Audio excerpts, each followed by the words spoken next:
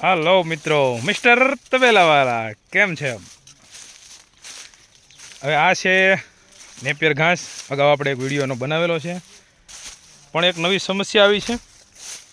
નેપિયરની અંદર આપ જોઈ રહ્યા છો કે આનું જે રાડું છે એકદમ પતલું થઈ ગયું અને હાઈટ વધતી નથી અને પીળું પડતું જાય છે. મારી પાછળ જુઓ આ બધી, બરાબર. હવે આ પીળું પડી ગયું છે. હવે તમને હું બીજું બતાવું.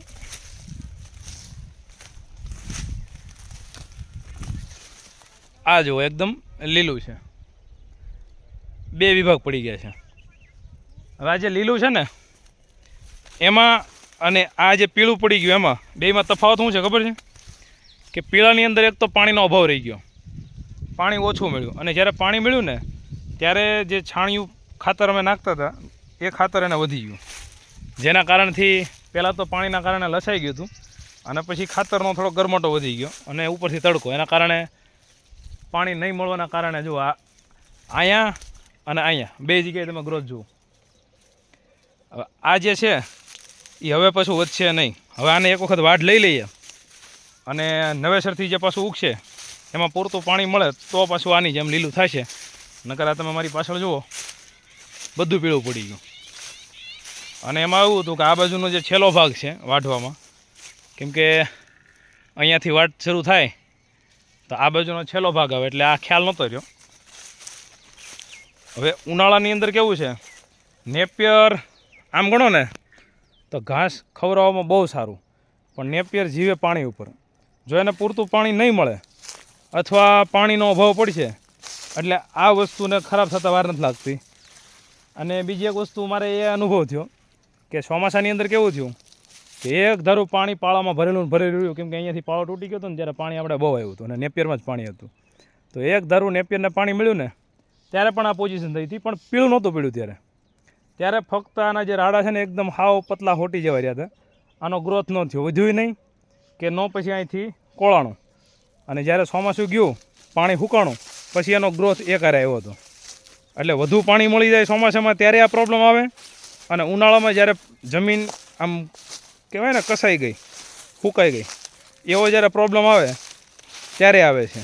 એટલે આને સમયે સમયે પાણી અને વ્યવસ્થિત જો દેશી ખાતર દેવામાં આવે તો લાંબા સમય સુધી, બધા કહે છે 3 વર્ષ, પણ મારો અનુભવ હજી વર્ષ દિવસનો જ છે. અગાઉને કાંઈ જે માહિતી મારી પાસે નથી, પણ 1 વર્ષથી તો હું વ્યવસ્થિત આની અંદર વાઢ લઉં છું અને બહુ રિઝલ્ટ સારું છે. પણ પરેજી પાળવી પડે, નહીં તો પછી શું છે કે એક વખત એ ખરાબ થઈ ગયું પછી પાછું એને ઉગાડવું એ મુશ્કેલ થઈ જાય. અને મુશ્કેલ એમ થઈ જાય કે જે માનો કે જો આ એક રાડું મેં વાવ્યું હતું, આ એક રાડું વાવ્યું હતું, એની અંદર ઓછાના મેં 20 જેટલા રાડા ઉગી ગયા છે.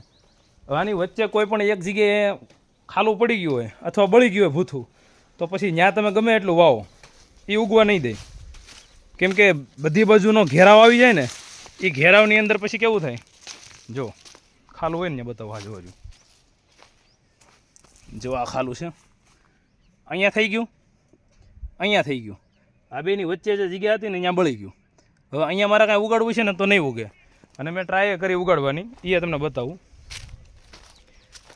એટલે શું છે કે પછી આના ઓછાવાના કારણે ઉગવા ન દે. આને જુઓ, અહીંયા મેં ટ્રાય કરી હતી કે ઓલી બાજુની સાઈડમાં ઉગ્યું હતું, આ બાજુ નહોતું ઉગ્યું, તો મેં અહીંયા ટ્રાય કરી, પણ એ ટ્રાય સક્સેસ ગઈ નથી. કેમ કે હવે આ મોટું થઈ જાય એને ઉગવા નહીં દે. આ 3જી વખત એવું કર્યું છે મેં, અને 3જી વખત બળવાની એની ઉપર છે. એટલે જ્યારે ઉગાડો ત્યારથી લઈ અને કે જ્યાં સુધી વાઢ શરૂ રહે ત્યાં સુધી એક વસ્તુની નજર તો ખાસ રાખવાની કે વચ્ચે ક્યાંય પાણીનો અભાવ ન રહે, એમ કોઈ જગ્યાએ પાણી ભરેલું ન રહે. જો વચ્ચે એક વખત ખોટું પડી ગયું તો એ પછી પાછું ઉગવાનું નથી. ને નેપિયર ઘાસમાં અલગ અલગ ઘણી વેરાયટી આવે છે. તમારી પાસે કઈ વેરાયટી છે કમેન્ટ કરીને જરૂર જણાવજો.